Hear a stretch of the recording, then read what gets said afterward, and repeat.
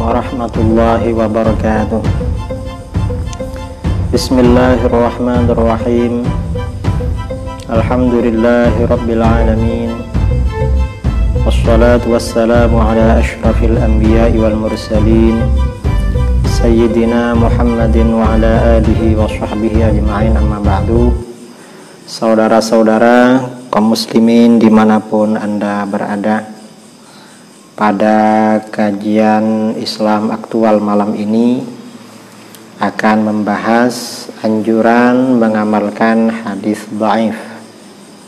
Untuk menjawab beberapa pertanyaan dari saudara-saudara kaum muslimin sehubungan dengan adanya pendapat dari kelompok baru di dunia Islam, yaitu kalangan Wahabi yang menolak mengamalkan hadis dhaif. Sebenarnya riwayat atau hadis dhaif itu bagaimana? Para ulama dulu di dalam kitab-kitab hadis maupun kitab-kitab fikih atau apa itu banyak menyampaikan hadis-hadis dhaif. Tujuannya apa? Untuk diamalkan. Ini salah satu contoh. Ini bukan hadis, tetapi walaupun dhaif dianjurkan untuk diamalkan. Dalam kitab Lataiful Ma'arif Fima limawasimil am minal wadhaif, karangan Al-Imam Al-Hafidh Ibnu Rajab Al-Hambali. Ibnu Rajab ini termasuk salah satu murid Syekh Ibnu Taimiyah. Nah, dalam kitab ini terbitan Maktabah Gharnatoh, entah di mana, mungkin di Mesir, Kairo ini ya. Ya di Mesir. Dalam kitab ini halaman 152 berkaitan dengan bulan Sya'ban, di mana bulan Sya'ban ini adalah bulan yang paling dekat dengan bulan Ramadan. Dalam kitab ini beliau menyampaikan tentang tradisi kaum muslimin sejak generasi sahabat yang mengeluarkan zakat harta pada bulan Sya'ban. Rawaina bi isnadin dhaif, kami telah meriwayatkan dengan sanad yang lemah, dhaif. An Anas qala, dari sahabat Anas radhiyallahu an, beliau berkata, kanal muslimun idza dakhala Sya'ban inkabu 'alal masahifi faqara'uha. Kaum muslimin, artinya para sahabat, apabila masuk bulan Sya'ban, maka mereka menyibukkan diri pada mushaf-mushaf Al-Quran dengan membacanya. Jadi kalau bulan Sya'ban ini sibuk baca Quran. Mengapa? Persiapan ibadah di bulan Ramadan. Wa akhraju zakata amwalihim, dan kaum muslimin juga mengeluarkan zakat mal, seperti zakat perdagangan, zakat perniagaan, atau zakat-zakat yang lain ya, yang bukan zakat fitrah. Mengeluarkan zakat emalnya pada bulan Sya'ban. Mengapa? Taqwiyatan lid-dha'if wal miskin ala syiyami Ramadan. Ini untuk menguatkan pada orang yang lemah dan orang miskin menjalankan puasa Ramadan, agar nanti pada waktu puasa Ramadan mereka tidak sibuk-sibuk cari uang, tidak sibuk kerja, karena untuk berbuka dan untuk sahur dia dan keluarganya sudah ada dari zakat kaum muslimin. Nah, riwayat ini walaupun dhaif, ini dianjurkan diamalkan oleh para ulama, dianjurkan. Mengapa? Karena walaupun dhaif ini sangat masuk akal sekali. Bulan Ramadan ini bulan ibadah, bukan bulan kerja. Lalu gimana orang yang nggak punya dikasih zakat sama yang kaya? Biar dia agak kerja juga, biar yang miskin ada kesempatan beribadah, sehingga masjid, musola, surau-surau ramai dengan tarawih. Dan tidak ada alasan untuk tidak berpuasa. Ini contoh riwayat dhaif, artinya diamalkan. Kemudian lagi, hadis itu walaupun dhaif, itu sering menjadi kenyataan. Contoh ya, ini salah satu contoh. Contoh di antara hadis-hadis tanda akhir zaman.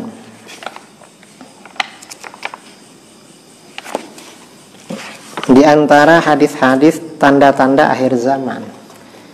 Ini kitab Faidul Qadir Syarah Al-Jami' As-Shaghir. Hadis dari Ibnu Abbas radhiyallahu anhuma. Rasulullah sallallahu alaihi wasallam bersabda, "Idza takhaffafat ummati bil khifafi dzatil manaqibi ar-rijalu wan nisa'u wa khassafu ni'alahum takhallallahu anhum." Apabila umatku telah memakai sepatu-sepatu yang indah, sepatu-sepatu yang punya warna-warni, baik laki-laki maupun perempuan, sepatunya indah sekali, dan mereka menyemir sandal atau sepatu mereka, sepatu atau sandal mereka, mereka semir. Dikasih apa itu? Kalau dulu, kalau kita pakai sepatu, naik bis di terminal, biasanya ada anak-anak kerja nyemirkan sepatu. Kalau sekarang pokoknya dibikin bagus lah. Maka bagaimana? Takhallallahu anhum. Allah melepaskan mereka. Allah berpaling dari mereka. Maksudnya berpaling, umat Islam ini akan mengalami kekalahan dengan musuh-musuhnya, sulit menang. Nah, ini pertanda apa? Ini pertanda hadis ini riwayat Imam At-Tabrani dalam Al-Mu'jam Al-Kabir, dan Imam As-Suyuti memberikan isyarah di dalam kitab Al-Jami' As-Shaghir, hadis ini dhaif. Nah, walaupun hadis ini dhaif, kata para ulama yang ahli hadis-hadis akhir zaman ya, ini walaupun dhaif, kenyataan terjadi. Umat Islam sekarang ini, banyak umat Islam ya, saking senangnya pada dunia, sepatunya bagus-bagus, disemir. Kalau berbicara kebangkitan Islam, kemenangan Islam, khilafah, segala macam, dia sepatunya bagus, tanda kekalahan, dan sepatunya disemir. Ini apa? Saking cintanya, dari cintanya sama dunia, sepatu yang mestinya nyentuh tanah, lencuh garang najis, disemir-semir segala. Karena begitu, akibatnya apa? Allah melepaskan diri dari mereka. Allah berpaling, artinya umat Islam sulit memperoleh kemenangan, tidak mencapai kemenangan. Ini salah satu tanda kiamat. Karenanya saya sering menyampaikan kritik kepada teman-teman Hizbut Tahrir yang sering berjuang khilafah, sepatu mereka bagus-bagus. Kalau saya kebetulan memang dari kecil ada di pondok, biasanya pakai sandal. Ya mungkin kalau beli sepatu bagus-bagus ya mikir-mikir lah, beli yang bagus-bagus. Entah kalau dibelikan dikasih mungkin dia pakai juga. Nah, ini dhaif, tetapi menjadi kenyataan, dan banyak hadis-hadis dhaif itu menjadi kenyataan. Nah, dari sini sebenarnya bagaimana teori para ulama tentang hadis dhaif. Nah, ini kita kembali kepada ulama yang ahli di dalam bidang ilmu hadis. Ini kitab Al-Adhkar, karangan Al-Adhkar min kalami Sayyidil Abrar, ta'lif Al-Imam Al-Allamah Al-Mujtahid Muhyiddin Abi Zakaria Yahya bin Syaraf An-Nawawi rahimahullah ta'ala, karangan Imam Nawawi. Nah, Imam Nawawi di dalam kitab Al-Adhkar halaman 36. Imam Nawawi ini ahli hadis. Beliau termasuk hafidh, termasuk pakar hadis terkemuka. Beliau punya syarah hadis Yang siapapun pasti membaca kitab itu. Para pelajar hadis pasti baca. Itu Syarah Sahih Muslim. Beliau juga punya kitab tentang adab hadis, hadis-hadis tentang adab, namanya Riyadhus Shalihin. Dan hampir setiap rumah muslim ada kitab Riyadhus Shalihin. Banyak para ulama, gak ada ya, mungkin hampir gak ada ulama yang gak punya kitab Riyadhus Shalihin. Nah, Imam Nawawi dalam kitab Al-Adhkar, juga kitab-kitab yang lain, halaman 36. Faslun fil amal bil haditsid dhaif fi fadailil a'mal. Fasal ini menjelaskan tentang mengamalkan hadis lemah dalam amal-amal yang utama. Qala al-ulama minal muhadditsin wal fuqaha wa ghairihim. Para ulama dari kalangan ahli hadis, ahli fikih dan lain-lain, mereka telah berkata, yajuzu wa yustahabbul amalu fil fadaili wat targhibi wat tarhibi bil haditsid dhaif ma lam yakun mawdu'an. Boleh dan dianjurkan beramal dalam fadail, dalam amalan-amalan utama, targhib, dalam motivasi-motivasi, dorongan-dorongan, wat tarhib, dan peringatan-peringatan. Targhib ini motivasi agar orang senang beribadah. Tarhib ini peringatan agar orang tidak maksiat. Boleh dan dianjurkan beramal bil haditsid dhaif, dengan hadis dhaif ma lam yakun mawdu'an, selama hadis tersebut bukan hadis maudhu'. Yang penting tidak maudhu'. Wa ammal ahkam, tapi konteksnya tadi fadail, targhib, tarhib. Wa ammal ahkam kal halal wal haram wal bai' wan nikah wat talaq wa ghairi dzalik fala yu'malu fiha illa bil haditsis sahih abil hasan. Adapun hukum-hukum fikih seperti tentang hukum halal, haram, jual beli, pernikahan, talak, cerai dan lain-lain, maka tidak bisa diamalkan kecuali dengan hadis sahih atau hadis hasan. Illa ayyakuna fi ihtiyatin fi syai'in min dzalik, kecuali kalau pengamalan itu dalam kehati-hatian dalam hal itu. Dalam halal, haram, bai' nikah itu untuk berhati-hati. Contoh, kama idza warada haditsun dhaif bi karahati ba'dil buyu' awil ankihah. Misalnya datang hadis dhaif tentang kemakruhan sebagian transaksi jual beli atau pernikahan. Fa innal mustahabba ayyutanazzaha anhu walakin la yajib. Maka yang sunnah, yang dianjurkan, menghindar dari transaksi jual beli atau nikah itu. Mengapa? Karena ada hadis dhaif yang memakruhkan. Lakin la yajib, tapi tidak wajib. Ini menurut para ulama dari kalangan ahli hadis, ahli fikih. Nah, lalu bagaimana dengan isu-isu yang mengatakan hadis dhaif gak bisa dipakai sama sekali? Ya gak perlu didengar lah. Itu tidak ikut ulama-ulama dulu. Itu faham sekarang, faham baru.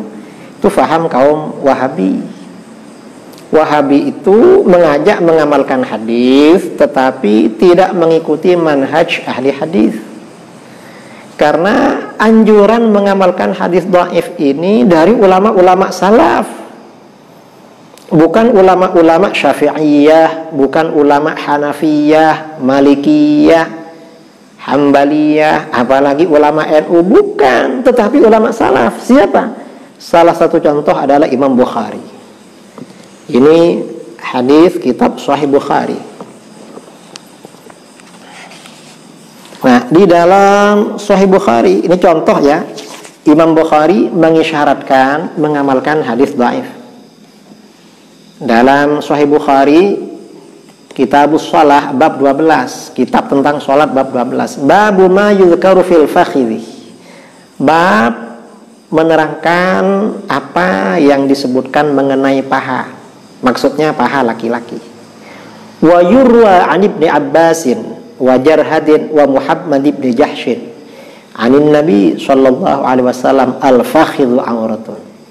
Dan diriwayatkan, di sini menggunakan fil mudhari' mabni maf'ul, yurwa, diriwayatkan.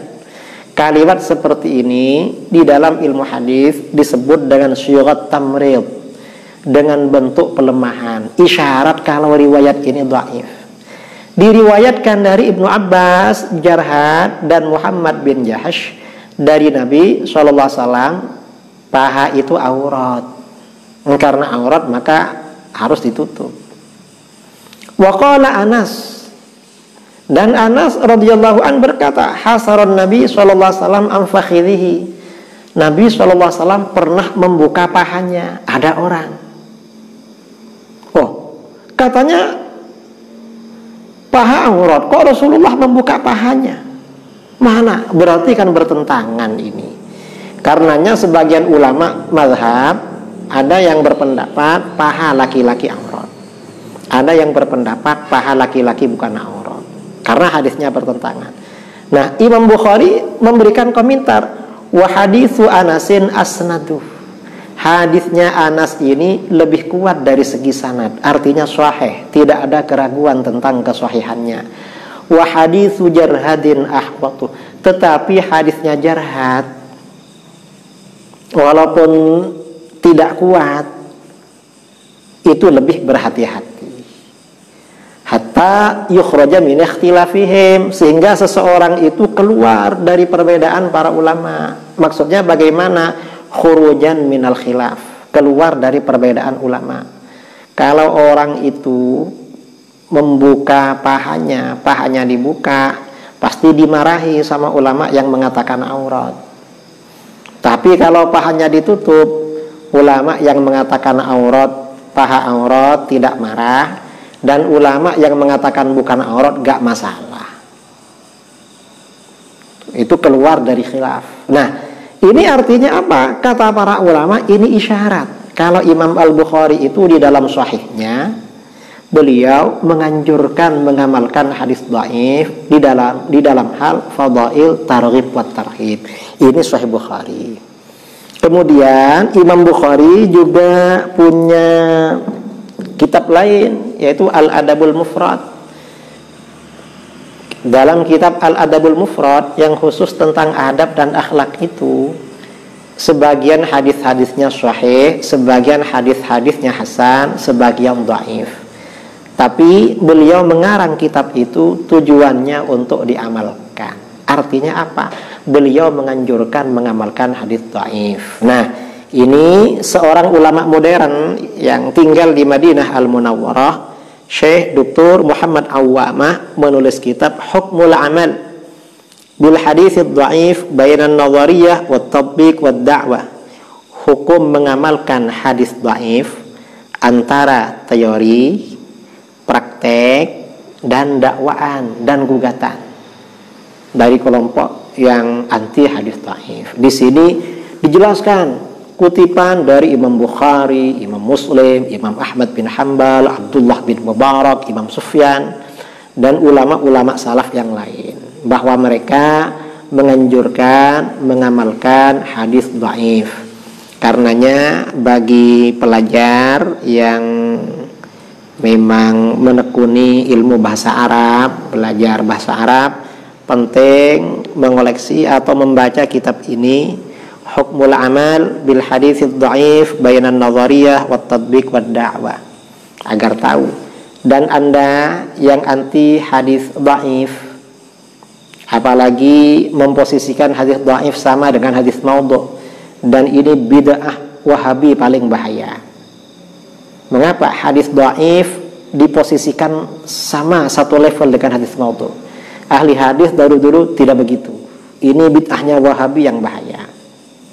Karena biar Anda tidak terpapar dengan virus Wahabi ini, bisa baca kitab ini. Dan ingat, virus aliran-aliran sesat seperti aliran Wahabi, aliran Syiah, aliran liberal, Hizbut Tahrir, dan aliran-aliran sesat lainnya itu lebih bahaya daripada virus corona. Mengapa? Virus corona itu banyak yang sembuh.